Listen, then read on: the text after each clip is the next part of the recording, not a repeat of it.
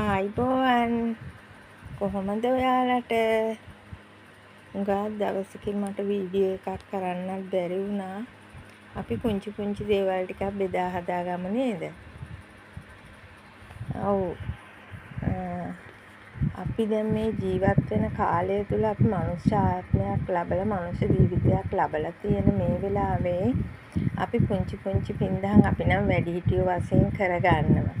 ඒත් අපි පුංචි දුවදරුවන්ට නිතරම අපි පුංචි දේවල් ඒගොල්ලන්ගේ අතින්ම කරගන්න ඉඩ හදලා දෙන්න ඕනේ. ඒ කියන්නේ දැන් බලන්න දවසේ පින කරගන්න ඕනේ. දැන් ගොඩාක් වෙලාවට පුංචි දරුවෝ තරුණ දරුවෝ පුංචි දරුවෝ නිතරම ජීවිතෙන් සමුගන්නවා අපට අහන්න දකින්න ලැබෙනව නේද? බස්සන් ක්‍රියාත්මක අනතුරු වලින් එතකොට පාරේදී හැම වෙලාවකම පුංචි දරුවෝ අනතුරට ලක් වෙන වැඩිහිටියොත් ඒ වගේම ලක් වෙනවා තමයි. ඒත් අපි පුංචි දරුවන්ට උගන්වන පුංචි කාලේ ඉඳන් පුංචි දවසේ පින කරගන්න.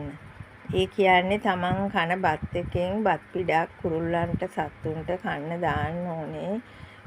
වතුර පොඩ්ඩක් තියන්න ඕනේ. හැමදාම කරන්න බැරි වෙනවා තමයි. ඒත් දරුවෝ ඉස්කෝලේ යනවා, දහම් පාසල් යනවා, පන්ති යනවා, අවිවේකී තමයි. එහෙත් දවසේ පුළුවන් වෙලාවට කොයි මොහොතේ හරි බිස්කට් එකක් කඩලා සත්තුන්ට කෑමට තියන්න.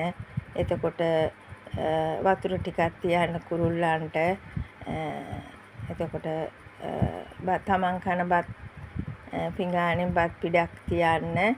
අපි දේවල් පුරුදු කරන්න ඕනේ දරුවන්ට. එතකොට ඒගොල්ලන් දවසේ පින කරගන්නව නේද? පුංචි පිනක් කරගන්න ඕනේ. එතකොට සත්තුන්ට ආදරය කරන්න දරුවන්ට උගන්වන්න ඕනේ.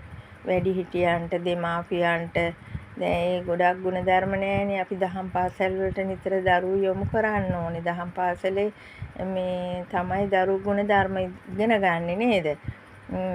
ඉතින් පුළුවන් වෙලාවට සිද්ධාස්ථාන වලට පන්සලට එක්කගෙන ගිහිල්ලා මහා සංඝරත්නයේට පුංචි දෙයක් ඒ දරුවගේ අතින් පුංචි දෙයක් අපිකින් පුංචි සබන් කෑල්ලක් ඒක පූජා කළා ඒගොල්ලෝ පින් රැස් කර ගන්න ඕනේ.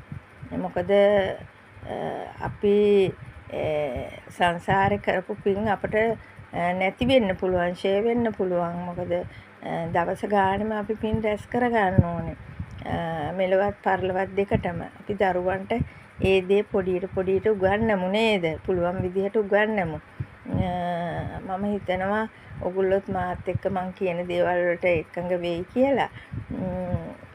ඔගොල්ලන් මේ මගේ channel එක subscribe කරන්න, like දාන්න, comment කරන්න. ඉතින් මට හිතෙන අදහස් තමයි මම කියන්නේ. මං හිතනවා ඕගොල්ලන්ටත් මේකෙන් ප්‍රයෝජනයක් වෙයි කියලා. එහෙනම් තෙරුවන් සරණයි.